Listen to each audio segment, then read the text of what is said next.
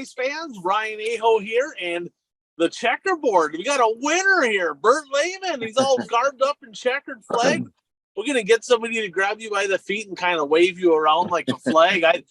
I'm not the guy, but I know a few guys that probably could, including a couple that were battling for the win over in Plymouth. We'll talk about that. I can see them doing something like that, both of them, right?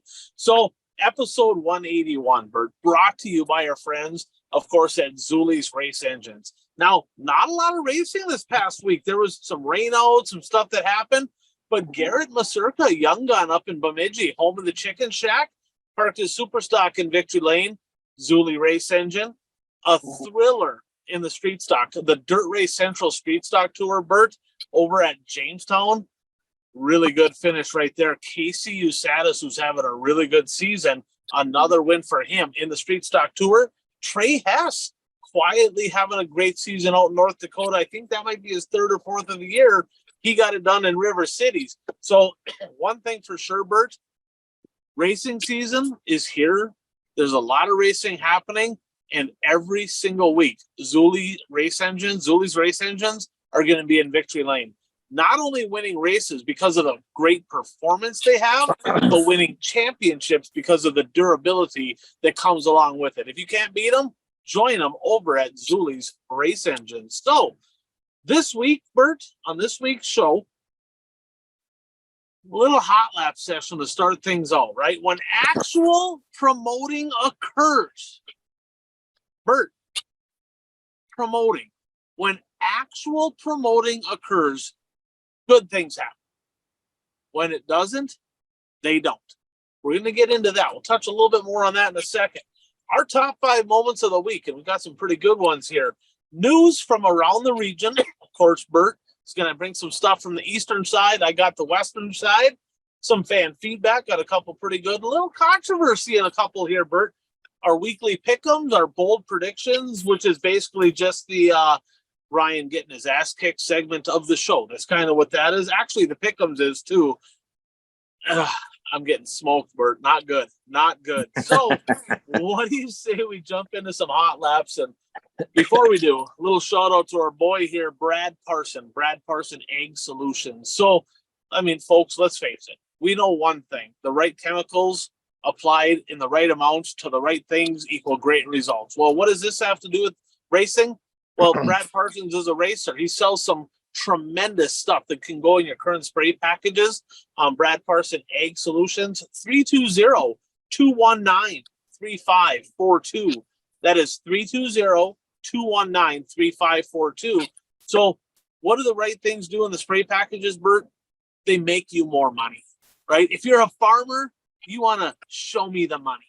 That's what you want to do. Get the right stuff. Get a hold of Brad. Get the information. Find out how he can help you make more money in 2023 and beyond. So, Bert, little hot lap session here. Here's the deal. Promoting. It's not a complicated deal. It's really not. I get it. It takes time. But when done properly, it's unbelievable. Last week, we talked about the Fastlane Superstock Series. Give a lot of love to my buddy Dennis McCauley there, he's been running this series for a number of years now. And we talked about it. We're like, what do you think? You know, we talked about it. Ogilvy at the Mod Nationals, Bert, 9 supers day 1, 12 on day 2. That's awesome.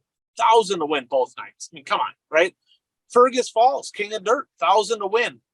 9 supers each day. That's pitiful. That's pitiful, right? So we're concerned because Ogilvy, Bert.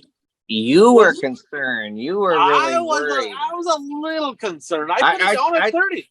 I think I took the over, didn't I? You did. So the question was, are we going to have at least 30 on average? Well, Rice Lake, the opening night, Bert, 52 cars.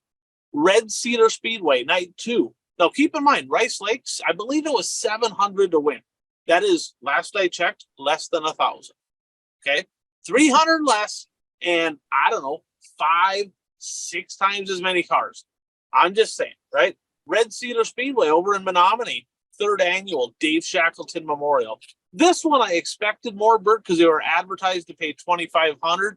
Ended up being $3,000 because another person bumped up that pay a little bit. 53 cars. The real question for me was Ogilvy. Okay, because I mean, let's face it, the Mod Nationals, you figured 1,000 to win each night. You'll have some good cars, 9 and 12. So they had 40. Bert, it was 700 to win, right? 1,000 to win each night at the Mod Nationals. They get 9 and 12. 700 to win at the tour race. They get 40. There's only one difference here. It's called promoting. That's it. That's the only difference. Granite City Motor Park had 33. Couple different reasons. One, it's on a Sunday.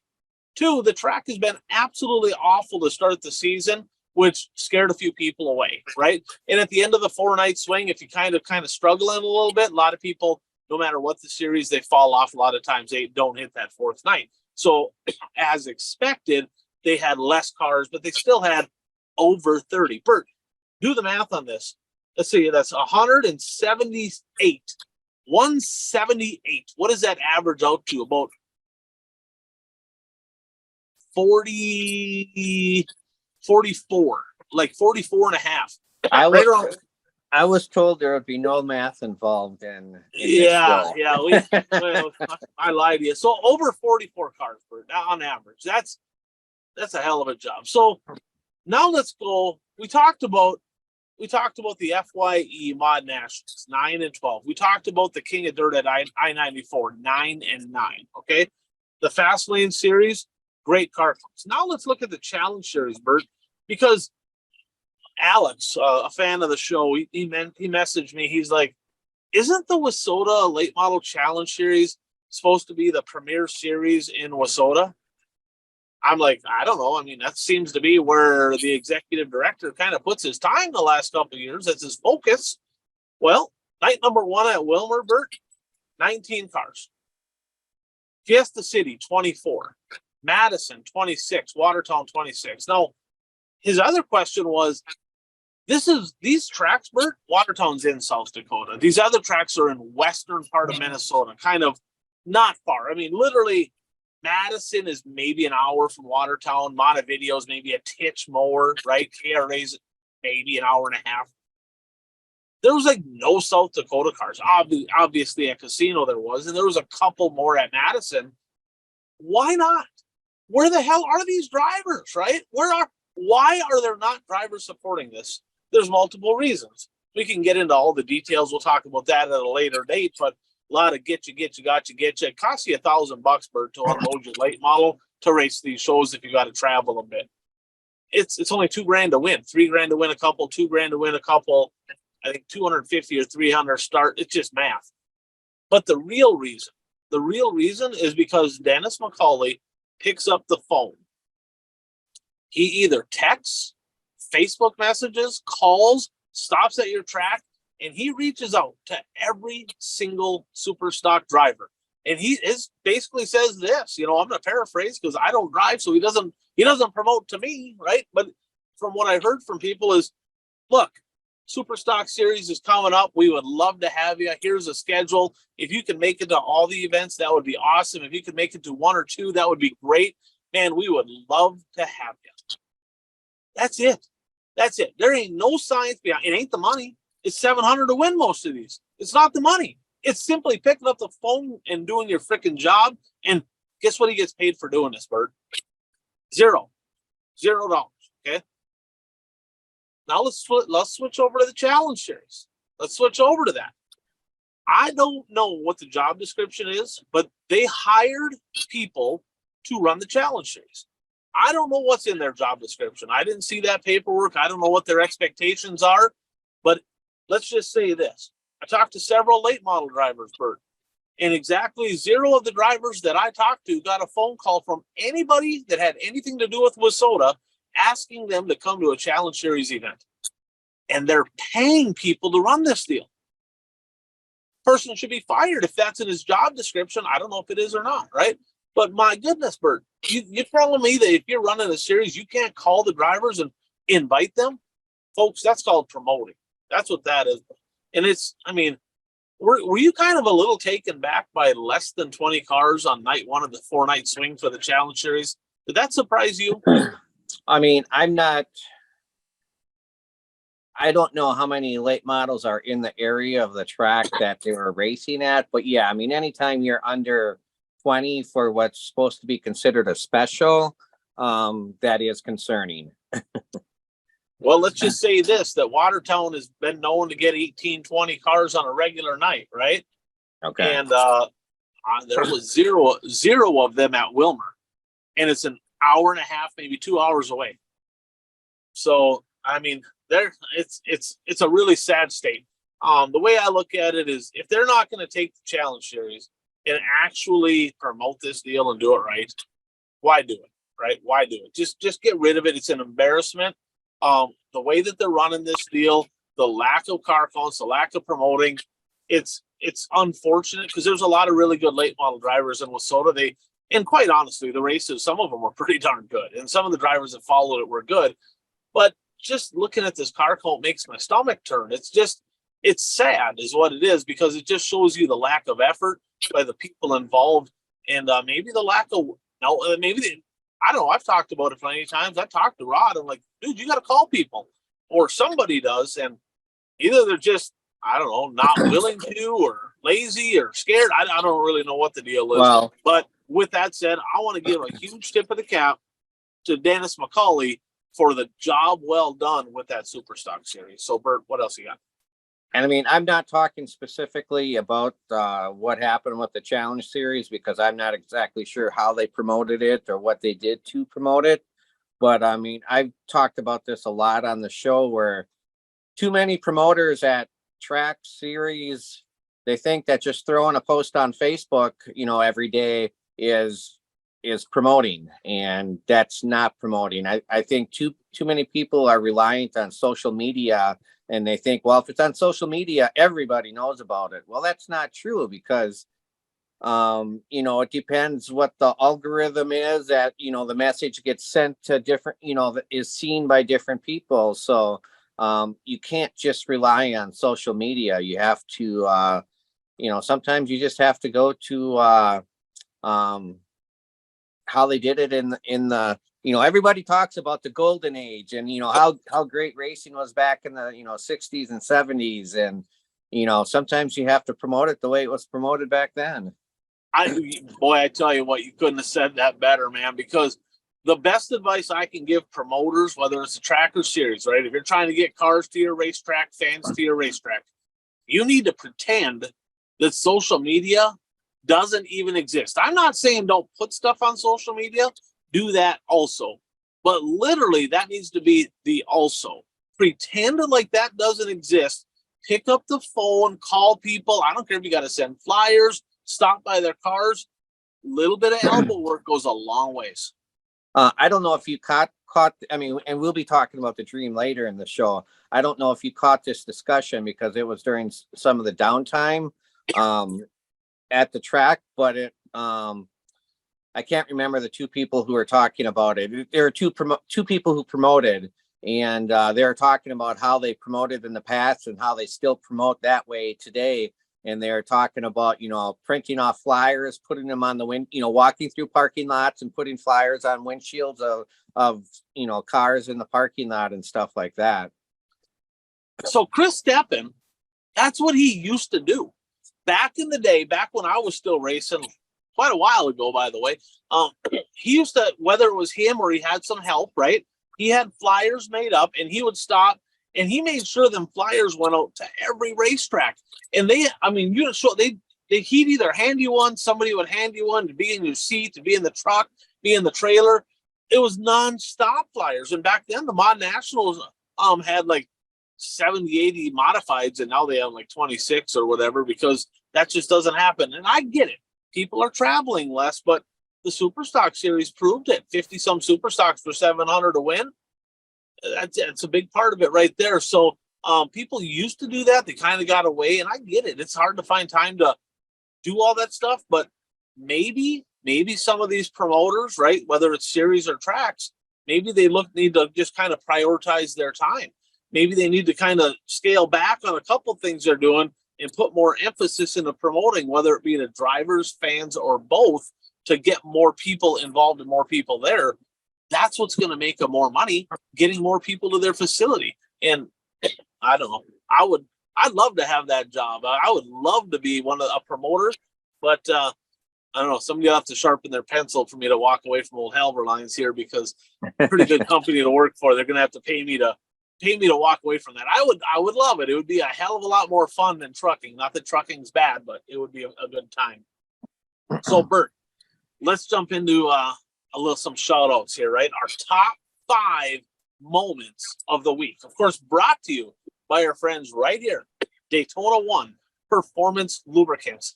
Buck knows a little bit about lubricants, right? So much that he's in the Nassau Hall of Fame for lubricants. The only person with a lubricant company to be in the Nassau Hall of Fame. That's a pretty big deal, right? He's been involved with a lot of different aspects of motorsports, got a lot of different products out there. One of his main products, Bert, is the tire treatment.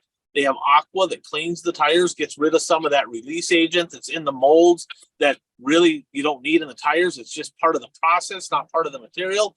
Gets that out so you have a more consistent tire.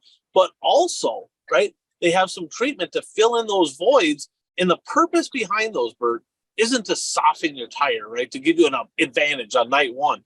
In fact, it's been recommended you don't necessarily need to put it on a brand new tire. It's to make your tire last 2, 3, 4, 5 nights, make them last longer, right? And perform at a high level so you can not spend as much money on tires. I actually know some people working with this product right now, Bert, that are winning races this year, 2023, on tires they had in 2022. That's pretty cool. That is pretty cool. I actually have got testimonies from those drivers. Not going to mention them because I don't know that they want to be mentioned because they're a little nervous. But let's face it, if somebody running brand new tires, Bert, is scared of somebody running last year's tires,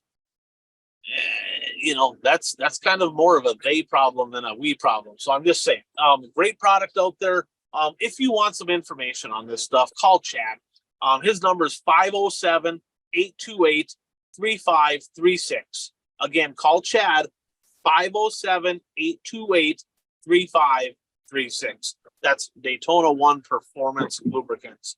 So, Bert, little buggy action at number 5 here, Knoxville. Of course, they have their show here during the middle of the year. Of course, the big one coming up here in a month or two.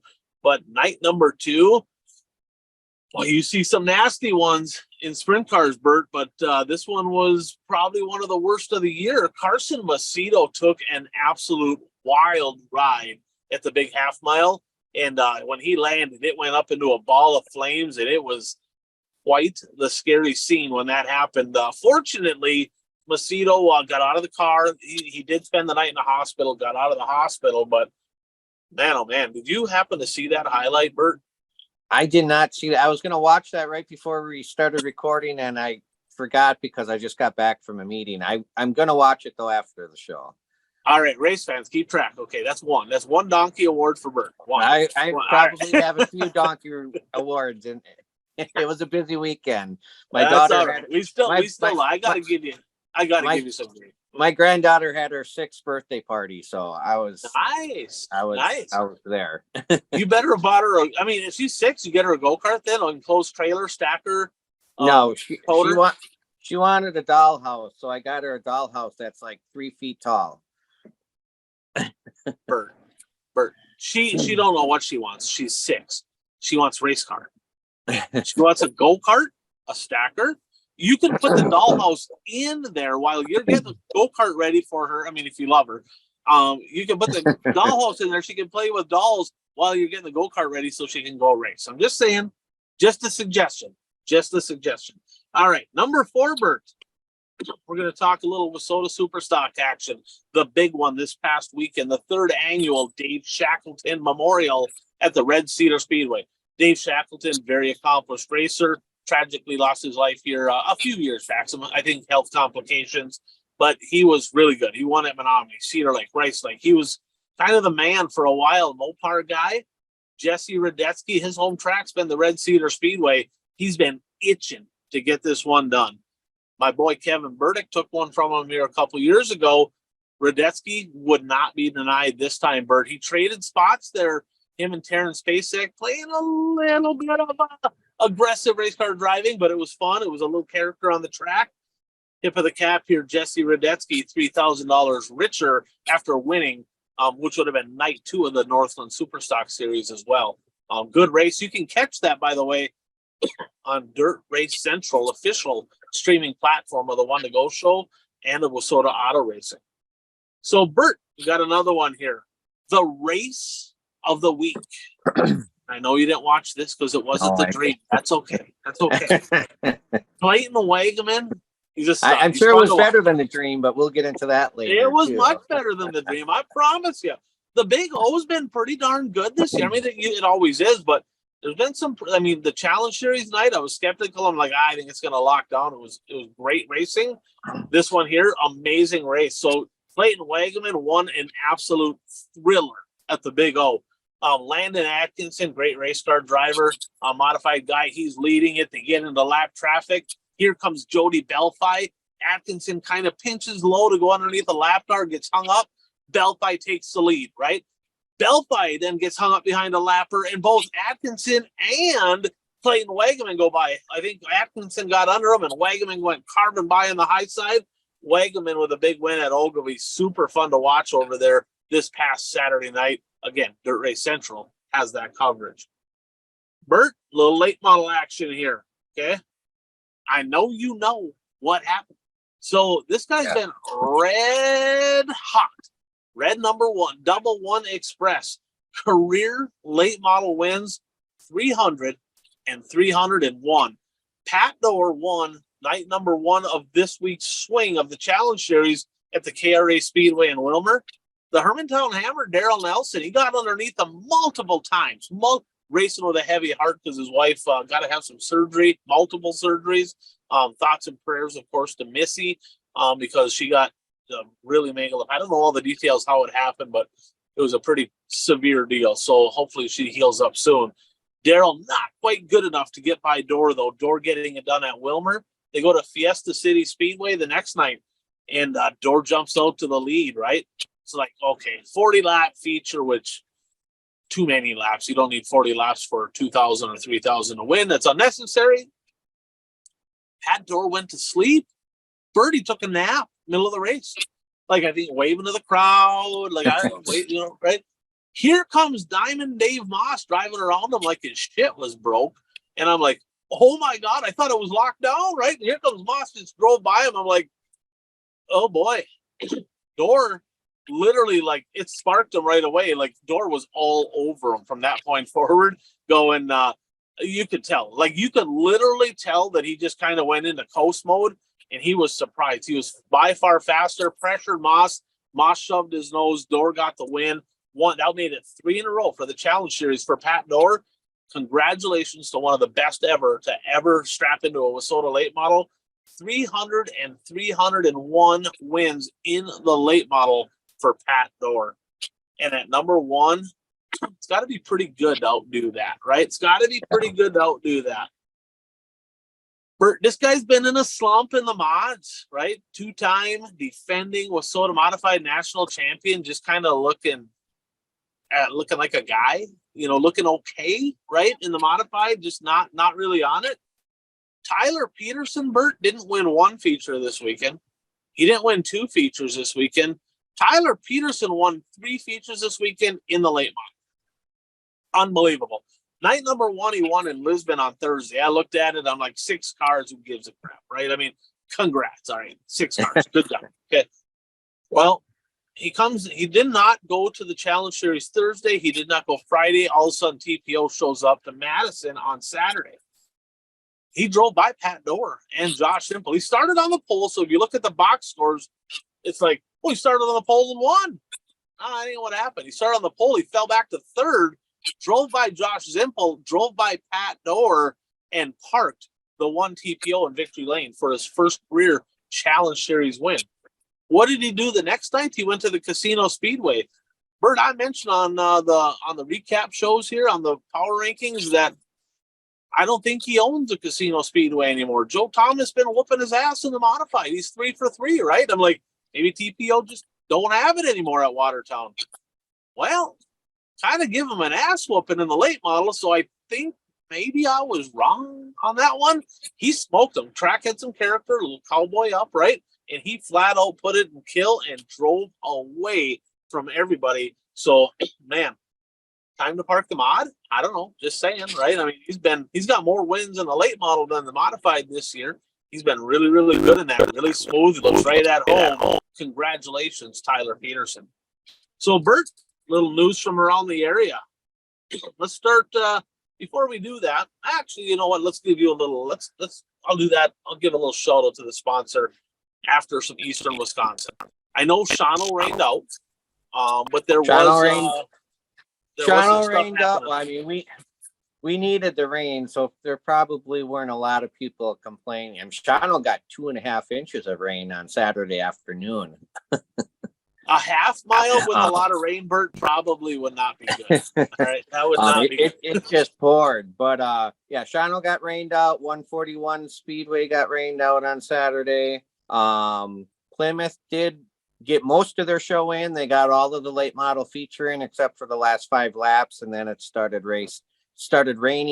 But actually, it was their Super 6 series for the late models, because they're late models only racing at Plymouth 6 times this year, and this was their 3rd time. And it was a very entertaining feature. You had Mitch McGrath and Terry K. I believe they both started on the front row, and 2 drivers who aren't afraid to swap paint and get in. Robin's racing, and Casey pulled out to the early lead, and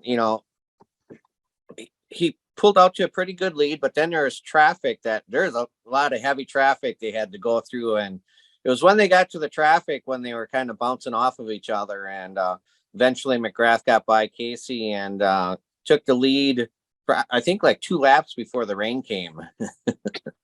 Yeah, I tell you what, it was exciting, right? It was probably the best late model race of the week. Again, that's on Dirt Race Central as well. But Terry Casey, I used to call him Pinball Wizard, right? Rolling pinball. I love watching him race. Not sure I wanted to race against him. I didn't ever had a problem with him. I didn't race against him much. But I remember that time at East Bay where he just absolutely bamboozled Josh Richards. Yeah. He's not afraid of contact, right? And Mitch McGrath, wasn't it McGrath here a couple years ago that had kind of the monster truck race where he just driving over everybody? So those two that's worth the price of admission all by itself. Them guys on a short track, pretty exciting race over there. Congrats to McGrath. What else is going on over in Eastern Wisconsin? What else happened? Oh, well, I should make a mention. Cole Zarneski. I believe he just graduated from high school. But the last couple of years, he's been racing a IMCA stock car and an IMCA sport mod. He was actually on one of the covers of Full Throttle magazine last year. I did a story about him, and he's a rookie in the modified division this year, and he debuted a 2023 lethal chassis this weekend. Won the feature modified feature at Auto Gaming Speedway in Seymour, and then he won the modified feature at the Berg in Luxembourg on Sunday night. So 2 feature wins in the weekend debut of their 2023 lethal chassis. I was looking at some of the Facebook posts of him and his dad, so they're hoping this momentum carries into the Clash at the Creek, which is this week, and we'll talk a little bit more about that later in the show. Absolutely. So let's head over to Wissota side. Before we do, little shout out, one of our sponsors, Impact Health Sharing. If you're self-employed, if you have employees that you cover their health care, if you are an employee and you got to pay for your own health care, heck, if you got to pay for health insurance, and if you feel like you're paying too much, right? Or if you feel like you don't like your coverage, or you're in a network you don't like, shoot me a message or a text or a call, 218-969-1380. I have a product called Impact Health Sharing. And what does that product allow people to do? They can go to any doctor. There's no network. You can go any doctor that you want, any provider. Number 2, you're looking at around $600 a month for a family, roughly around that, with a $2,500 family deductible. Pretty cool deal right there. So the pricing is great. Been able to help people save thousands of dollars annually on their healthcare, and I've had a lot of good reviews on it. So shoot me a text, shoot me a call. I'll get you some information. You can check it out. Open enrollment, not too far down the road here. So in the late models, we talked about it, right? Door, TPO, right? That was at the Challenge Series. Door, an 8-point lead over Nelson. Kanta. Okay, Bert, listen to this. Cowboy up at Watertown. It was rough, right? It was choppy. It was rough. One of those deals, right, where you get racers. They kind of had a little bit of everything over there in South Dakota as of late, right? Tracks locking down rubber up, literally melting tires off. And then all of a sudden it's cowboy up. It's choppy, had some character, right? And they complain about that too. We're racers. That's what we do, right? I get it. I was one of them. I bitched and complained as much as anybody. So I get it, right? But the track was choppy, quarter mile, bull ring, character. The last guy that I would expect to put on a show is the old sheriff himself, John Kanta. 60 plus years young, elbows up, Bert. He got second. He drove by old Chad Becker, who's tough to pass there at Watertown. Kanta with a runner-up at Casino. Hats off to the old codger right there. One of my favorites, right? I love watching Kanta. He still got it, man. It was fun to watch. Did not expect him to be the guy kind of charging the holes, but super fun to watch. Kevin Burdick, pair of wins for him this week in the Dirty 30. Struggle bus in Hibbing, but he was absolutely in full kill mode in Superior. Another guy started front row inside at the Red Cedar Speedway Friday night. Steve Larson back behind the wheel, Bert, in the one ride. I don't think he finished. I don't remember what happened, but Chad Mater got it done. Ashley Anderson looked like he was going to get second, got flat-out yard sailed on the last lap by a lapper, so that wasn't a real good deal. But pretty cool to see Steve Larson behind the wheels. I called him at Labor Day. I was announcing up there. I said, the ageless wonder, Steve Larson. He's like, you come here, you little son of a... he's like, I'll show you the ageless one, right? But I like him. He's always been feisty, one of my favorites to watch as well. Modified division, Cedar Lake, little testing tune. Masters coming up this weekend, Bert. A.J. Diemel parking in Victory Lane, holding off Dan Ebert in the 60. There's two drivers right there that you can pretty much count on. They're going to be in contention Thursday, Friday, Saturday at the Cedar Lake Speedway. Tyler Kittner, who's been absolutely on a rail in the Midwest Mod the last few years. Put it to him in Hibbing, Bert. Straight away him up there. Started a row ahead of both Brokings, who got multiple wins. Johnny Broking was coming off 4 straight wins. And Tyler Kittner said, no, not today. And he absolutely gave him a whooping. Got to give a donkey award. I'm going to get in trouble for this, Bert, because I gave a donkey award to Mike Belfi a couple weeks ago, and I think he's still mad at me. I still love the guy. I got to give you shit, man. It just is what it is. You do dumb stuff like don't go to tech, I'm going to call you out, right? That don't mean I don't love you, right? Jody Belfi, now you're getting one. Donkey award to Jody Belfi and to Jeffrey Wood. Bert, is it? I think it's kind of bullyish to pick on 16-year-old girls. I don't know. What do you think, right? I'm just saying, right? Kennedy Swan was putting it to him. She had nearly half a straightaway lead at Proctor Sunday night with just 2 to go, right? Jeffrey Wood has to go and spin out. What are you doing, guy? What are you doing? Why are you spinning out with 2 to go? First of all, okay. On the restart, Jody Belfi is in second. Got to be a dick. Pastor took the win from 8th. Great run, beating up on a 16-year-old girl. He didn't hit her or nothing. He drove by her, but I got to be honest. I wanted to see Kennedy Swan win. I think everybody else did. Jody Belfi got it done. Jody, I'm kidding. Okay, not really a donkey award. We're just giving you some shit, but I'm telling you, Bert, I was super skeptical when Kennedy Swan said they were making the switch over to AMOD. I'm like, I don't know. I mean, too young, right? She's not very big. I'm like, she should get another year in the B-Mod. Bert, she is fast. She is legit fast. She is legit going to win some races this year. I'm highly impressed, right? 16-year-olds, I don't care if it's boy, girl, or whatever, right? 16-year-olds don't typically have that kind of car control. Bert, she's a race car driver. Like that, she is worth watching. I'm telling you. I think she's going to win multiple features here in 2023. Jody had to take one away from her. I'm just saying, I'm not real impressed, but you know, it is what it is. Okay. Super stocks. Okay. Dylan Nelson made the transition this year, Bert, from the affordable that he won the Fastlane series with last year to a dirt dueler. First few nights of the year, struggle bus. He was not looking good. I'm like, oh boy, this is going to be a tough deal. Then he rattled off 6 straight podiums. Guess what? 4 nights into the series, he's leading it again. That dirt dueler 25 leading the way after 4 nights. In the Fastlane series, Shane Sabraski at Rice Lake, Jesse Radetsky at Red Cedar, Dexton Cook at Ogilvie, Granite City. That one went to the Tuesday of Dennis Zek. Now, Shane Sabraski, what are you doing? Right? You're NASCAR caliber, championship caliber team here, Bert. 2 nights in a row, DNF, self-inflicted wounds. Now, the first one, I've heard this. I have not. I tried calling them today. I tried calling them to find out if this actually happened. Word on the street, Bert, is they changed gears and forgot to tighten the drain plug. Hey, Jeff, ring a bell? Jeff, right? Old Jeffy. Jeffy had to get me McDonald's. He knew how to make up for it. He did that to me in Superior. He made 1 lap. Sabraski did at Red Cedar, and the gears went. And the word on the street is the drain plug fell out. The next night, he's leading, gone, pretty much had him killed at Ogilvie. It was his to lose, right? And car wouldn't turn. Smoke coming out of the right front. Like, what the hell's going on? I thought maybe it was a brake locking up. It said a body bracing strap, right?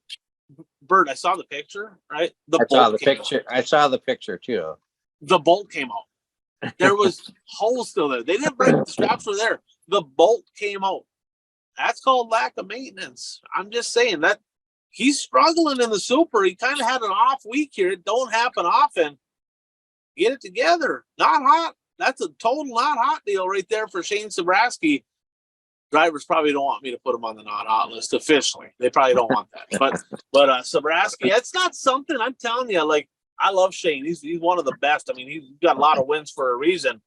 You don't see this kind of stuff out of the 7-8 camper. That's just something, you don't see them falling out of races for self-inflicted wounds. That is not a thing. I don't know if there's a lack of focus. I don't know what's going on in that camp, but we're already into June, Bert. It's time to maybe be a little concerned about what's going on. Now, he's still going to win a bunch of races, but come down to the end, right? You got Trevor Nelson winning. You got Dexton Cook winning a couple of them this weekend. I'm telling you right now, you start letting some of these races slip away like this that you absolutely should be winning, it could cost them at the end of the year, right? Because he had it won in Ogilvie. I do not think Dexton Cook was going to win that race. It was over.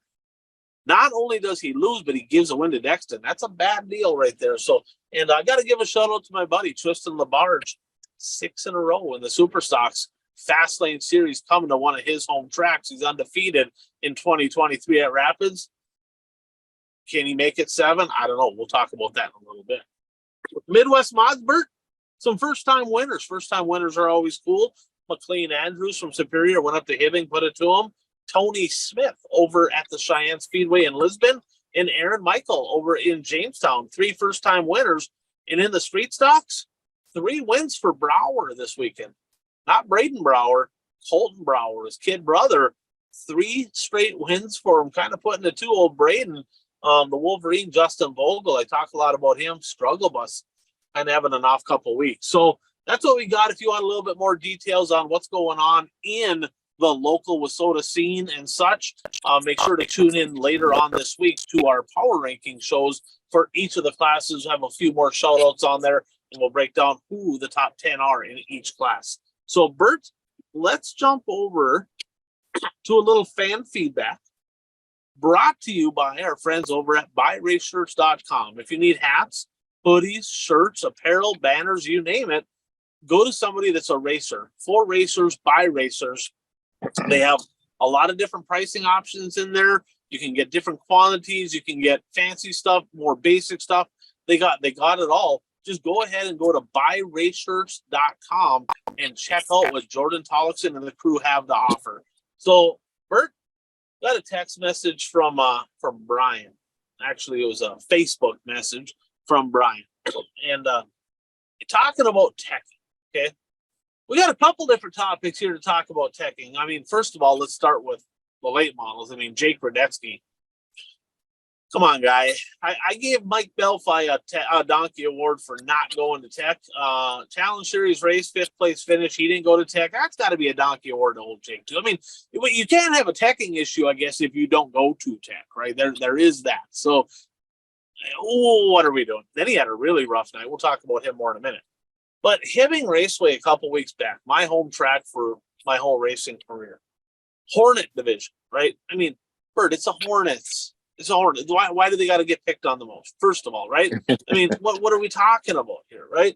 They get paid $100 freaking to win. Let's relax a little bit. Well, the guy goes through tech, okay, and there's a rule in the Hornet division where you have to have a chain, a tow chain on your car, right? Now, according to the rule book, you just have to have it where it doesn't say where, it just says you have to have it. Well, this guy goes through tech, and the tech guy's like, got to have a tow chain on the front of your car. Oh, you don't. Yes, you do. No, you don't. And he starts arguing. Okay. First of all, well, we'll get back to that. So then that driver proceeds to come back down to the tech guy with the Wasota rule book in hand, and he says, "Look, here's the rule. I do not need to have it visible on the front of the car." The guy says, "I don't care." The tech guy says, "I don't care what the rule book says." I'm paraphrasing. I wasn't there. He goes, "I don't care what the rule book says. This is my track. I make the rules. I can make whatever rule I want to make." Since when? Well, what are we talking about here? It's a Wasota sanctioned class. There's Wasota rules. This is absolutely stupid, right? So then that guy's pissed. He's basically F-bombing him, right? He's like, "If you don't get back to your trailer, I'm just going to disqualify you." And there's F-bombs and you name it. So then he proceeds to drive down to the car. And he says, "You know what? You're just disqualified. You're done. You're disqualified." Well, then there's all kinds of it. So, I mean, it's like, okay, first of all, tech guys, I don't care who the hell you think you are, right? There are rules in the rule book. It's not up to you to interpret them. It's like black and white, right? If you want to make your own rule, you submit that to Wasota, have it voted on for 2024.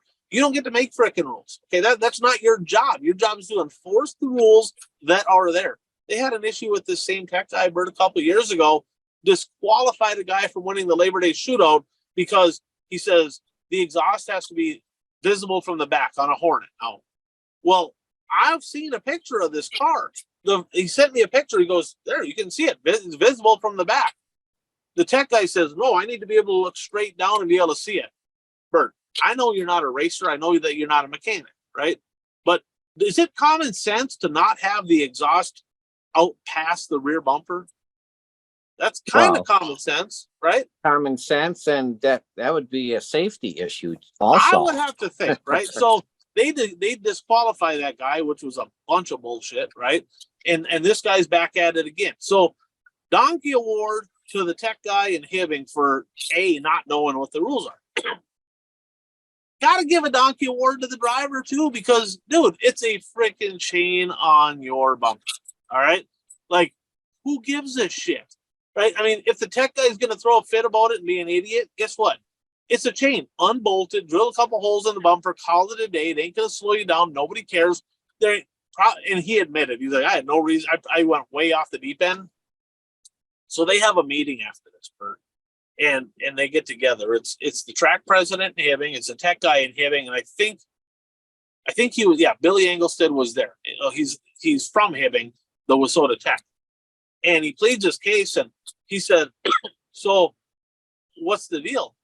It says right here in the rule, and the Wasota Tech, Wasota head of teching said, "Well, that tech guy has the latitude to make whatever rule and kind of adjust whatever rule he wants." Please fire this guy. I mean, come on. Anybody with a brain knows that that's not how things work, or they shouldn't work. And he got pissed off and he walked away, said, "End of discussion, you're disqualified." The tech guy looks at him and says, "If you apologize right now, I'm just going to DQ you for the night. If not, it's going to be 2 weeks from Wasota and a $500 fine." And he says, "You know what? I will apologize. I will. I was out of hand. I did not handle myself well. But you're going to apologize for not understanding and knowing what the rules were, and you're going to admit right now that you didn't know the rules. The tech guy goes, screw it, whatever. Suspend him, fine him. He would not even own the fact that he didn't even know what the rules were. You know what that driver did? Sold his car the next day. Said, screw it, I'm done. I'm no longer racing. Right there, golf clap to the Hibbing Raceway for killing the culture of dirt track racing. That is pure stupidity. Unbelievable that they pull that shit, and it just absolutely grinds my gears. Okay. Did you see the text message that we got today? Group text from the Bemidji Speedway. Did you see that? Which one? Dustin Strand. So, another teching deal. Dustin. So, last night, Bemidji Speedway, Dustin Strand gets second in the modified division. Comes across tech, quarter-inch high on deck height, disqualified. Is what it is. Rules a rule. Can't debate it. Did it, and we already know in the arguments out there, well, quarter-inch didn't mean nothing. Well, that's true. I agree. But It's a rule. And, you know, I'm good with them being consistent. But here's where, according to Dustin Strand Racing page, the tech guy, right, approached his sister earlier in the night and said, is that 71 car legal? Because if it's not, we're sure going to find something wrong with it if it ain't right. Kind of fishy, right? A little bit that you kind of call him out specifically to a family member and then all of a sudden catch him at the end of the race. I'm just saying. So that's poor. That's you can't be doing it. Donkey award to Tim Carlson. He's a tech guy over there, former Wasota board member. Huh, weird, right? So, well, shocker. According to the previous case, according to the guy that said that the inspectors have latitude, they could have just let that quarter-inch go because he's got latitude to do whatever he wants.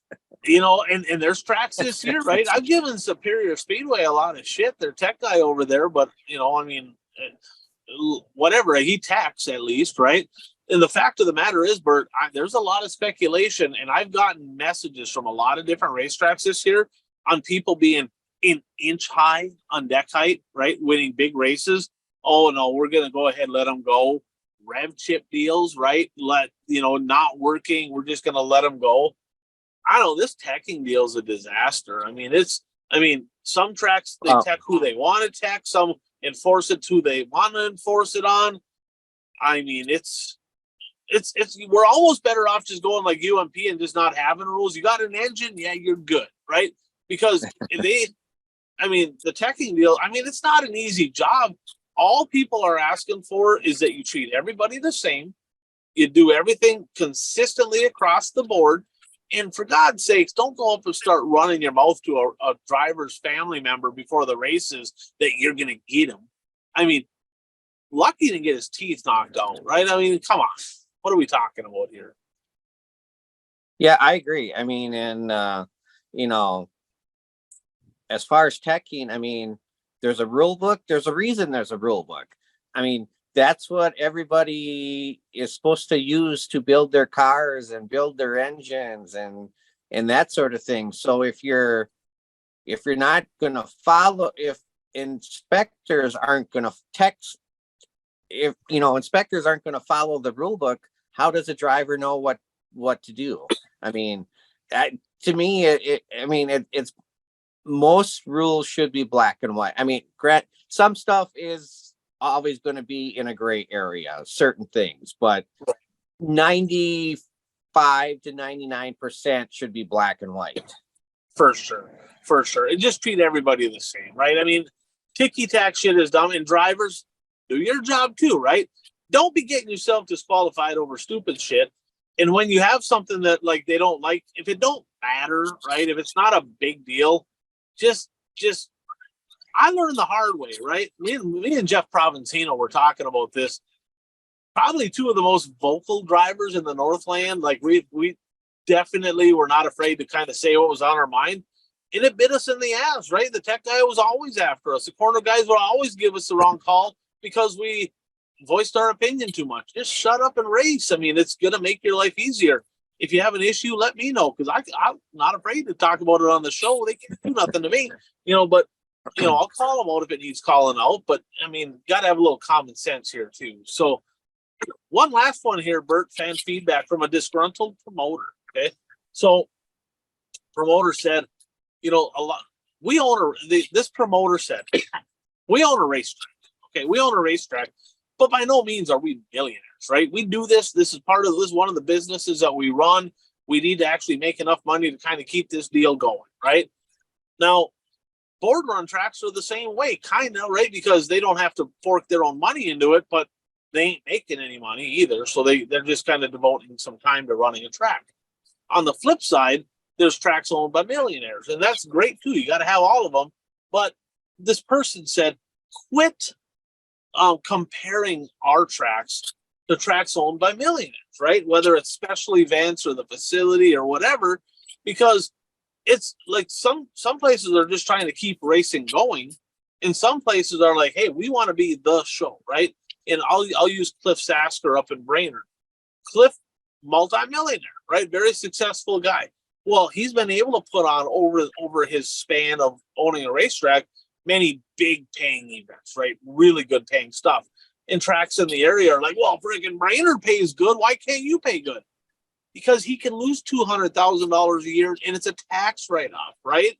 If the Hibbing Raceway or Proctor Speedway or Track BCD owned by kind of somebody that's not a millionaire, if they lose 20 grand in a race, 30 grand in the race, they might not open next week.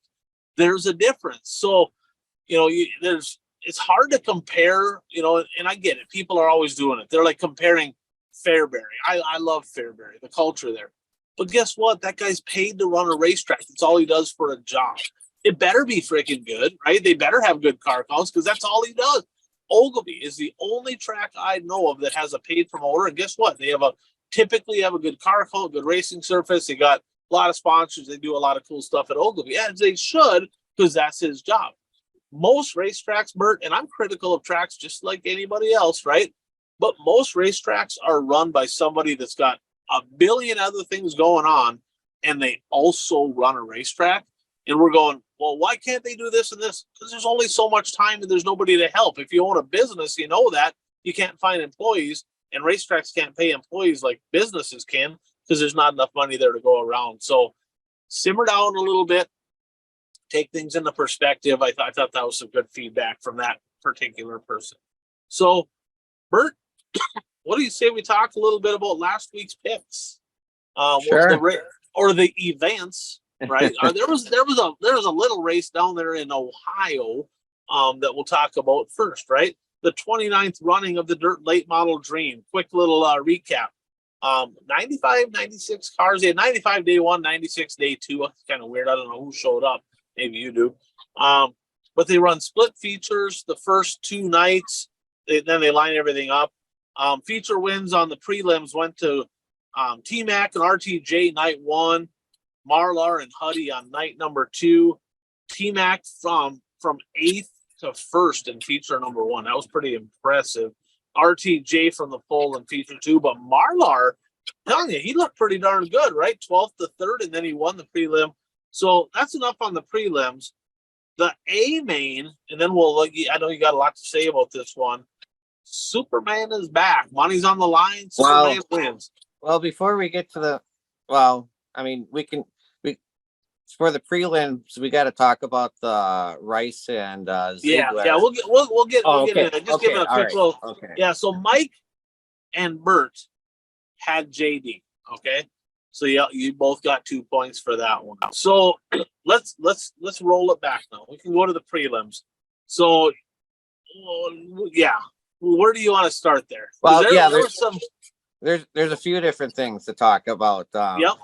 I mean, actually, let's start with somewhat local. Even before he made the pass to get into the big show, I was planning on talking about Dustin Sorensen, and I thought he had a good few days of racing down there. Even if he wouldn't have made the big show, I think he had some good racing the first two nights. He did, and it was a spectacular pass, right? I mean, He was elbows up, carving the high side, I mean, literally carrying the nutsack in a hefty bag and drove by Fergie, and there was contact and mayhem happened, and he got in the show.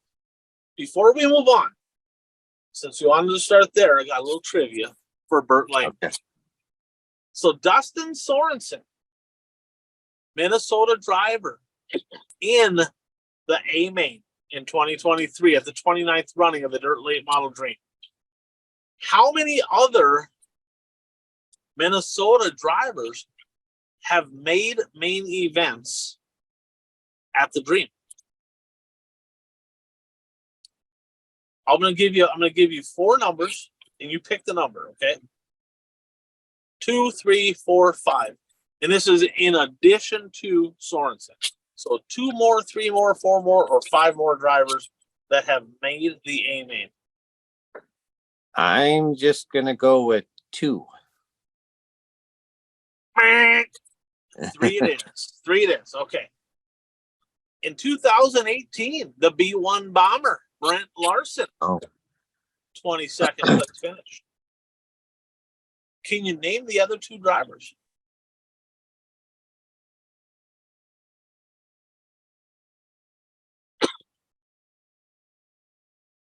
Okay, so this is the 29th run, and it would have been in the 90s. I'll say Willie Kraft. Willie Kraft, 1997. He had the best finish of all of them, a 10th place finish in 1997. Are you impressed by that? By my guess? There we go. A little cheers to Burt Lehman there, old lady. Burt, this next guy made the A-Main twice. I'll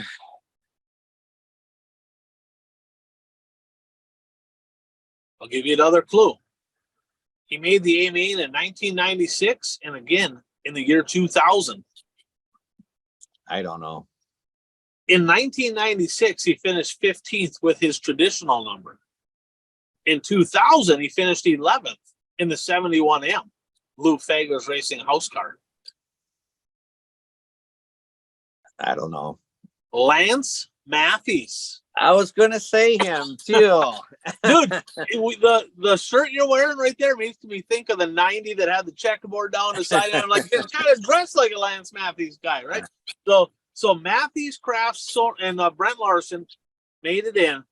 Dustin Sorensen making history as the 4th ever Minnesota driver to actually make a feature at the Dirt Late Model Dream. Didn't go well, 26th place. I don't think he finished or whatever, but he made it in. 96 cars, he made the show. And the announcers made a big deal about this was the first time that he had ever seen Eldora Speedway in person. They said that they told him that he's watched videos of races there, but he's actually never been to Eldora Speedway until he pulled in on this week to race in the Dream. Nice. He's a hell of a wheel, man. Of course, he won the USMTS points last year, so he knows how to get around the race car. Good to see a little shining moment with that MB28. So, what else you got here, Bert? What else happened in the prelims? Well, we have to talk about Josh Rice and Mason Ziegler. That was in a feature, one of the prelim features, and Rice was running the top. Well, I mean, I watched it, and they show the on track, but today for the first time I saw an aerial view of and that gives you a whole different perspective of actually what went on between those two, because it starts off with, Rice went into corner 1 and he was at the bottom of the track and drifted all the way to the wall, bounced off the wall, and then basically stayed on the wall the entire time. I mean, they joked about it that, he was in video game mode. He was doing the Ross Chastain where, if the wall wasn't there, he was going to be in the back 40 somewhere because he wasn't going to be staying on the track.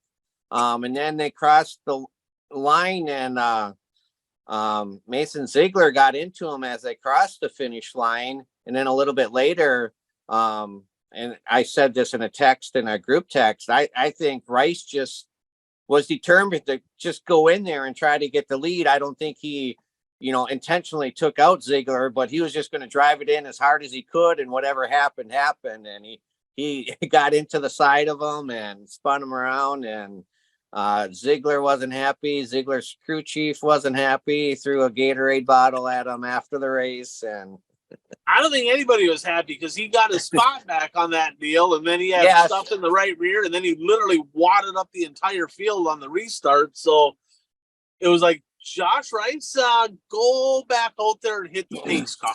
The pace car, well, you hit every other goddamn thing out there, you might as well be perfect. And he was, I mean, he's fun to watch, but that's why something crazy is going to happen when he's on the track. And unfortunately, it didn't. Well, then, you accumulate points every time you're out on the track. They keep making that point. And so with the invert, he winds up starting on the pole in his heat race on Saturday night. And so did Ziegler. They both actually started on the pole in their heat races. But, there were so many cars that the right rear quarter was just all mangled up because cars were just bouncing off the walls off like crazy. Right. Anything else from the prelim nights? No, not from the prelim nights. So Superman wins, right? And a near repeat of the Dirt Billion. Superman and then Madden. Pierce got third.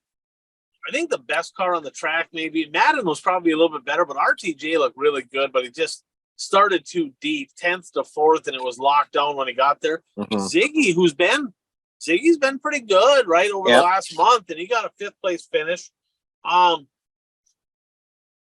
So on the front straightaway, Bert, they did outer car introduction, and as the car drivers got back in their cars, little something different here this week, right? They basically said, why don't you go ahead and give me a receiver headset? I don't know. I'm assuming they looked at their helmets. I don't really know, but they basically gave everybody new one-way radio devices, and then they checked their wrists to make sure they didn't have Apple Watches on. Kind of an interesting deal. Kind of worried about, they talk about stick signals.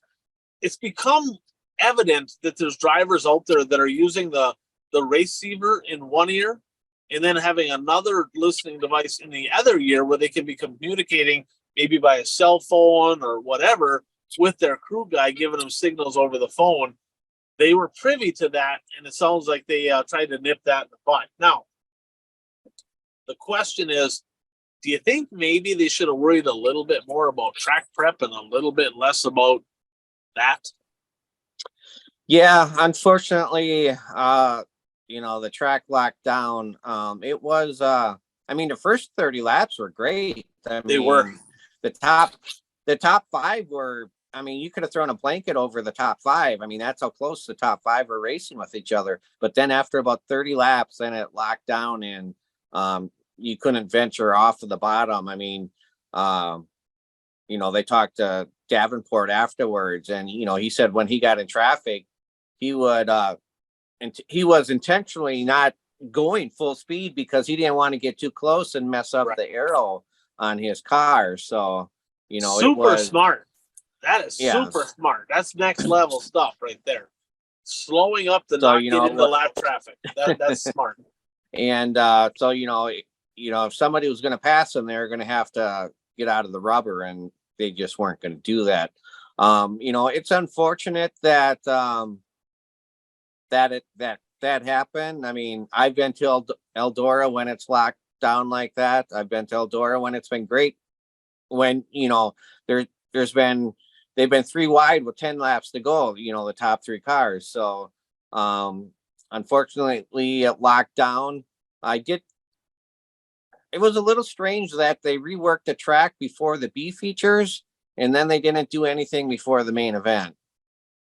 Yeah, I don't know what to think about that. First of all, 100 lap features are just not my thing. More often than not, half the race is latched. Not every time. We've seen some instances where it's not, but that 100 laps doesn't necessarily mean more entertainment. It does not mean that. It for sure did not here. Yeah, track prep's a tough deal. They probably should have farmed it. It was rock hard to start the week, so there Yeah. wasn't a lot of Well, moisture in the track. yeah, I mean, Saturday night when I started watching, I watched all the heat races, and yeah, it was bone dry when the first heat rolled out. And see, this is what I'm not sure when they changed this, because at one point, and maybe they've allowed hot laps for a while, but I know when I first started going to the World 100, Saturday night there were no hot laps. The first heat was that was the first time drivers were on the track. And I can remember, the first race or so, you didn't want to be in the first race or so because it was somewhat slimy yet. Right. But over this past weekend, it was bone dry when they started racing on Saturday. Do you think they were nervous because what was it, last year or the year before, where they had a race at Eldora and it was just a plowed field? That was last year. Yeah. Do you think? Well, and the track was rough in some spots. I mean, Overton, and it was hard and rough. So I mean, if they Yeah. would have had more moisture in the track, it might have been a real Right. cowboy up deal. So maybe they were concerned that they couldn't keep it under control if they got adequate moisture in the racing surface. Yeah, I mean, Overton had a weekend to forget. I mean, the last couple of years, everything has gone perfect for him at Eldora, and nothing went right for him over the weekend. He was leading his heat race one of the preliminary nights, and he had a right front tire go down, and he said that was one of the hardest hits that he's ever had in a race car. And then the next night, he had to start deep in the B, and or maybe it was in the heat race, I don't know. But anyway, he was charging towards the front, and then cars spun in front of him, and he had nowhere to go, and he body slammed one of the other cars, and he was deep in the provisional list, so his night was done. Yeah, that was on Saturday night in the heat race. So, Bert, they made a big announcement a couple weeks back. No stick signals allowed at Eldora. Everybody's like up in arms, right? No stick signals allowed at Eldora. Bert, unbelievable how stupid this is, right? Because everybody, when that came out, they're like, oh man, they're going to get rid of them. No more blocking. They still allowed signals, just not using sticks, right? So you had to be on your hauler, and you had to be in select spots around the racetrack to where you could signal from. There was places you could and places you could not signal from. They made it very specific. Dan told me that he saw them actually policing that to make sure that was the case. But Bert, how stupid is it? I mean, if you're gonna get rid of signals, I get the argument. I'm all for signals, but if they're like, oh man, we're gonna get rid of signals altogether, what is the point of saying, okay, no sticks? You can signal with your arms and whatever, you just can't use sticks. Well, that just don't make any sense. And I mean, if you want to look at it this way, I mean, are they creating a safety issue by outlawing sticks but still allowing signaling? Because it's harder to see the signals if you're using gloves on hands, where if you have the sticks, they're easier to see. So, you're going to have drivers straining to try to see the signals now, where if they have the sticks, they wouldn't necessarily have to do that. Well, and then the other thing is, and McCready said this in his post-race interview, I believe after he won his preliminary feature, he was looking at the big Jumbotron scoreboard they have in 1 and 2 to see where the cars were behind him. So, he wasn't using signals, but he was looking at, the scoreboard. Yeah, I mean, let's focus on the main things that matter. The stick signal thing is so stupid. It just let them do their stick signals. Nobody cares. It doesn't affect nothing. Just nonsense, right? Now, I have another trivia. This trivia, you might have heard this, right? They had a trivia question. Jeff brought this to my attention, and they said, Jimmy Mars, Dennis Erb Jr., T-Mac, RTJ, Jimmy Owens. One of those drivers has never won a race that paid $100,000 or more? Well, Jimmy did because he won the Dream in '96. Yep. Jimmy Mars did. Yep. Okay. RTJ won 100,000. Who are the other ones? So Jimmy Mars, we established that he did. Yeah. RTJ won the Dirt Track World Championship. Yep. The three remaining drivers are Dennis Erb Jr., T-Mac, Jimmy Owens. I'm gonna go Jimmy Owens. He won the Dream twice. Oh yeah, I should have known that. Never mind. Oh, and Dennis Erb Jr. won the Dream. He did. Yeah. T-Mac has never won $100,000 or more to win race. Now, he's a points guy, right? So I mean, he's kind of that. He's always there. But I never would have guessed that T-Mac never won a six-figure race. I found that interesting. So, thanks, Jeff, for that input right there. So overall, pretty decent. I mean, pretty decent spectacle. Not the best race, but Superman back on top. High limit sprint cars, Bert. Kyle Larson show. It just is what it is, right? Mike, Kent, Dan, Jeff, Bert all had sweet 2 points. This dumbass apparently it doesn't like to get points, so I did not pick Kyle Larson. He has a 49-point lead over Anthony Macri and Rico Abreu. 6 races left. The next show, July 25th at Grandview.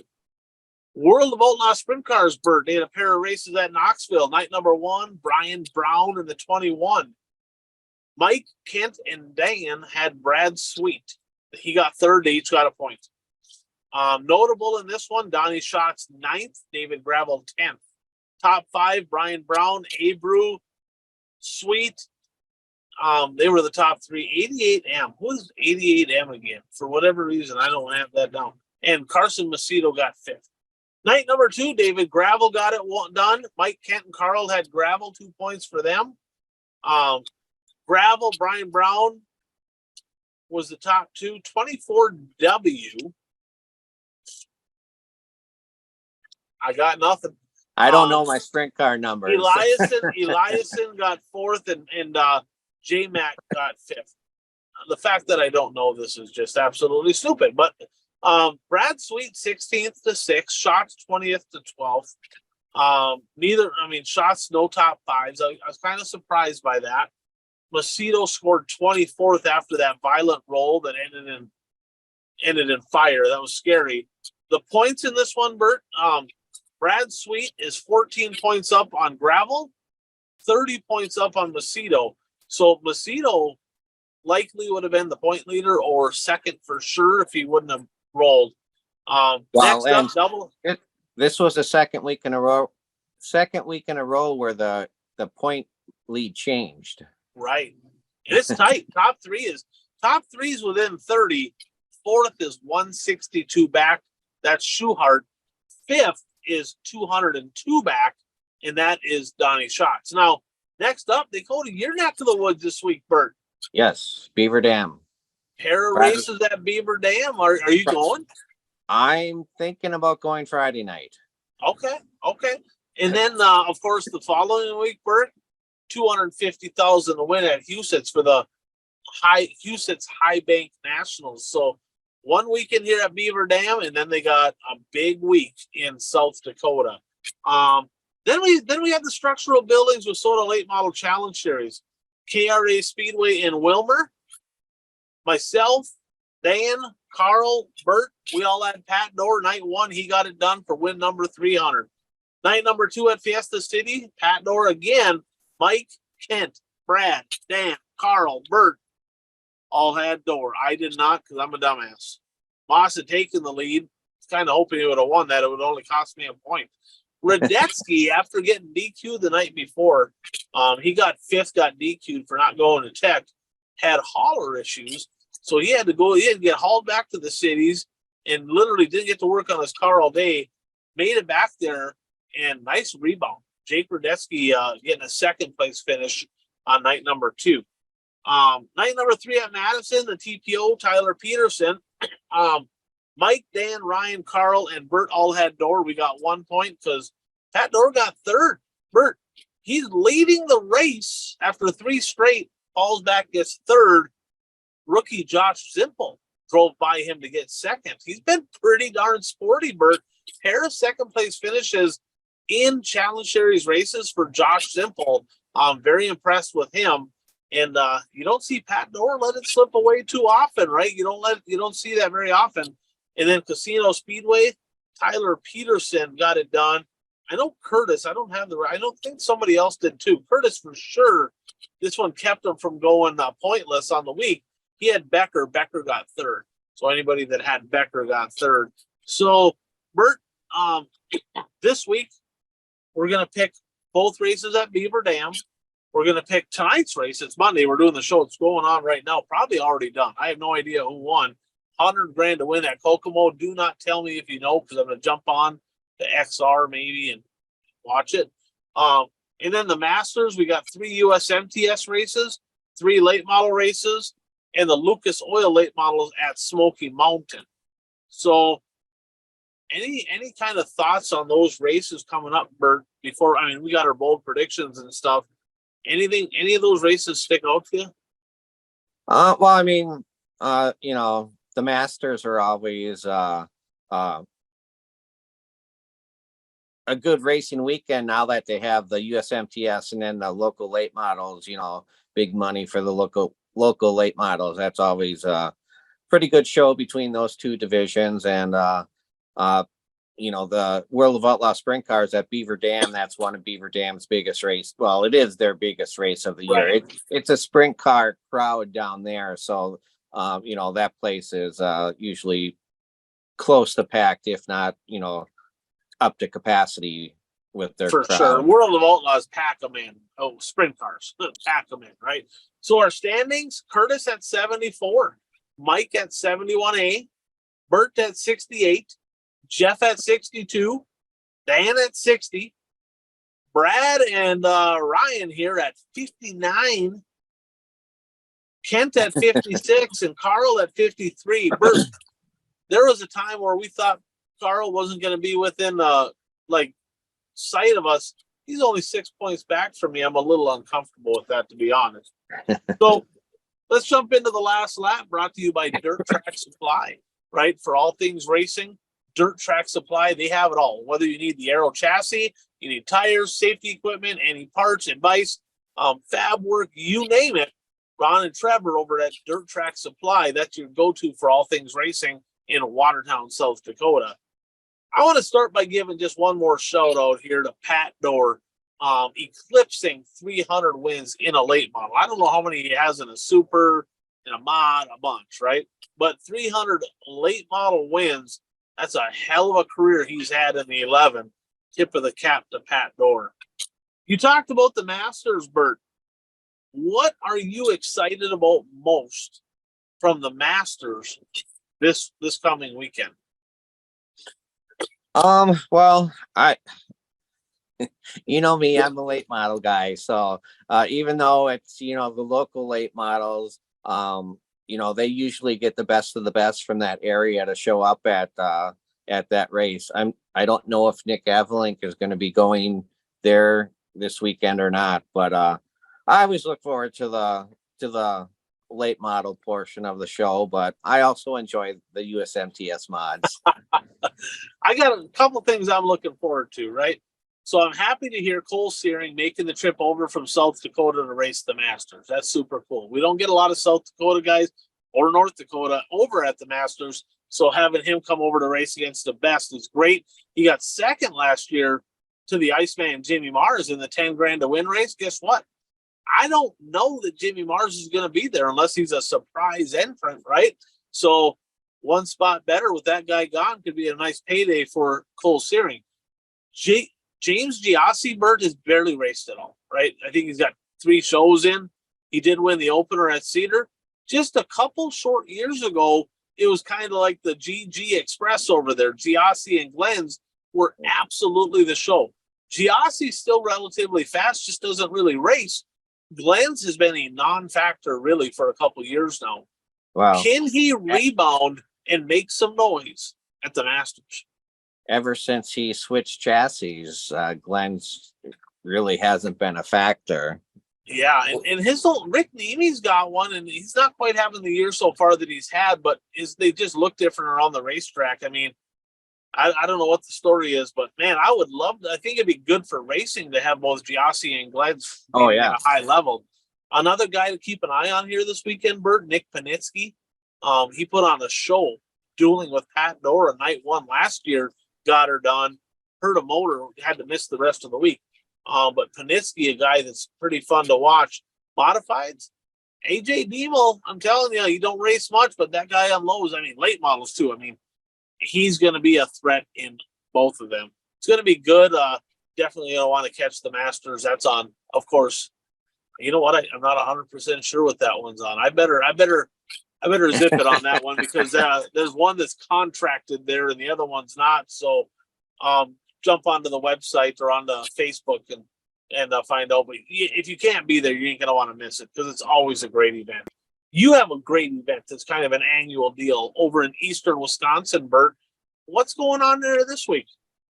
Well, it's Clash at the Creek week at 141 Speedway, 10,000 to win, IMCA modified show. I don't even know what year they got to be up to like the 11th or 12th already. I mean, that's been going on quite a while. Now it's always been a Wednesday, Thursday show, but this year it's a Tuesday, Wednesday show. And so qualifying heat races will be on Tuesday night, and the feature will be on Wednesday night, and that I believe is on Flow Racing. So you can tune in on Flow and watch the Clash at the Creek at 141 Speedway. Yeah, that'll be good for sure. It's also Hell Tour week. We're not picking any Hell Tour races because we just don't know who's going to show up, right? But that starts Wednesday, and 5 nights of racing this week. You got Peoria, Kankakee, Tri-City, Falls on Saturday, and Sycamore on Sunday. And as of right now, I'm 100% planning on being at Sycamore because it's $1,200 to win for the street stocks as well. So it looks like the late models are the support class for the street stocks over in Sycamore on Sunday, which is pretty cool. I think that's how that works. They got to be street stocks are just better. It just is what it is. So, little recap on our predictions here. Of course, a little shout out our friend Mason Aaron's videos. Thank you to him for doing all of our editing. Does a lot of great content, a lot of B-roll. I mean, just a huge advocate of dirt track racing, and I just want to thank him for all he does. But our bold predictions, Bert, we had a couple come off the board this week. You had a good week, and I got absolutely shellacked. You said Brandon Overton was not going to make it 5 in a row, and you were correct. He didn't even make the feature, so there's that.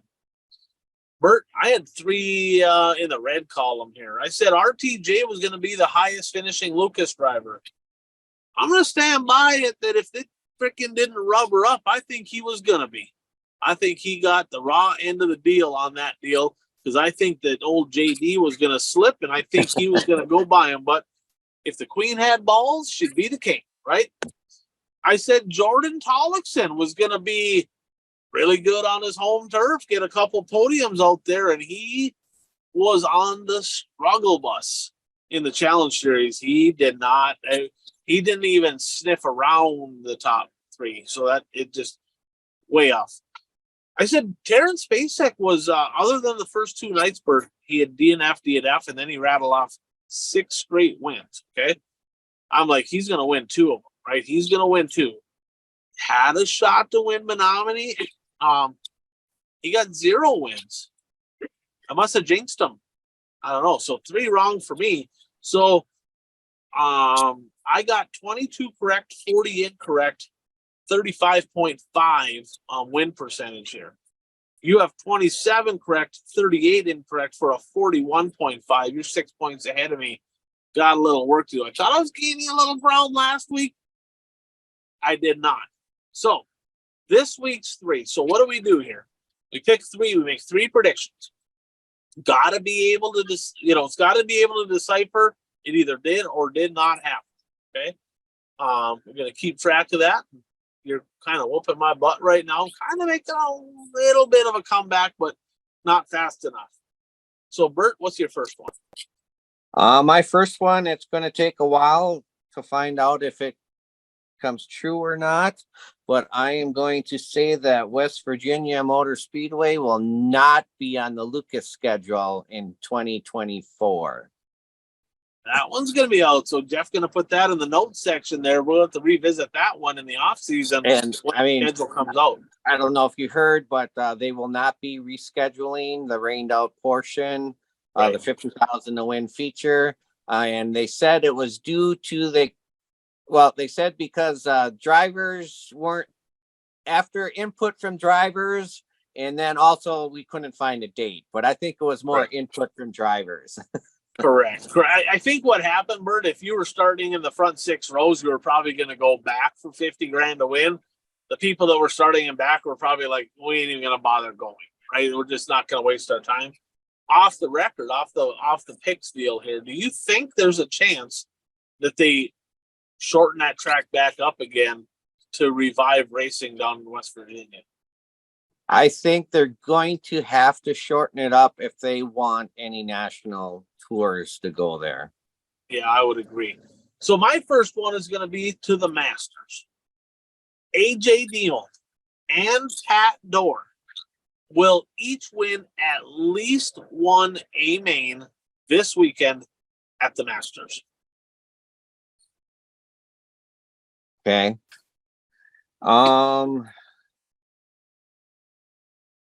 I am going to go with Shawano Speedway. It's a 4,000 to win IMCA stock car feature this weekend, and I will say a driver that is not in the top 10 in points at Shawano Speedway will win the $4,000 feature. Wow. Okay. So Nick's not in the top 10? No, stock car feature.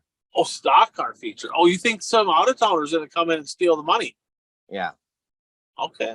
All because, right. Well, because the Clash at the Creek is this week, so that means 141 doesn't race on Saturday. So, Right. So there should be more out of town drivers there. That'll be a good show. IMCA stock cars are super fun to watch. Almost as cool as Wissota street stocks. Almost. And actually, and they don't do this very often at Shawano Speedway. They actually tilled up the track already early this week. They tilled it up, and so now they're letting it sit because it's supposed to rain tonight, and so they're going to hopefully let the water soak in some, and then prepare the track. And it's early in the week, so it's a good time to do it. Yeah. All right. So my prediction is going to go modified racing here. In fact, it's the Moonshine Modified Tour. So for several years, they had the Advantage RV Modified Tour. That is no longer a thing. Ruben decided that he's not going to move forward with that. So Benji Fromke and a group of people helping with that. I don't know all the names, but I know Benji's kind of the main guy, I believe. They put together the Moonshine Modified Tour. This weekend, Bert, they race at the Cheyenne Speedway in Lisbon on Thursday, Brown County Speedway in Aberdeen on Friday, the Miller Central Speedway in Miller, South Dakota Saturday, and the Casino Speedway in Watertown on Sunday. Joe Thomas has been pretty good this year, Bert. He's been pretty good. He's 3 for 3 at Casino, by the way. He's going to win at least one and podium in a minimum of 2. So a combination. He's not going to just get a win, but he'll have an additional podium on these 4 tour races this weekend. Okay. My third one, Saturday night at Shawano Speedway is also Racing for a Reason night. For those of you unfamiliar with that, it's a night where people donate tons of prize baskets and all sorts of stuff, and then the raffle tickets are sold, and all the money raised goes towards fighting children's cancer. They've been doing that for more than 10 years also. I always make a special die cast for for that night. So I'm making a special die cast again. I haven't announced I know what I'm making, but I haven't announced it yet. But I am predicting. So what is it?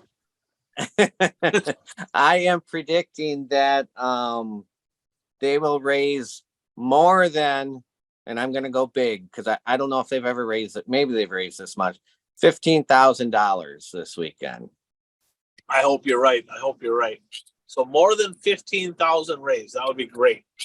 So if they get down to like say 13.5, you just gonna throw in $1,500 to get the point, or no? All right, No. I just checking. I figured you might have had a little something in your back pocket. I know a guy that's gonna get me over 15. All right.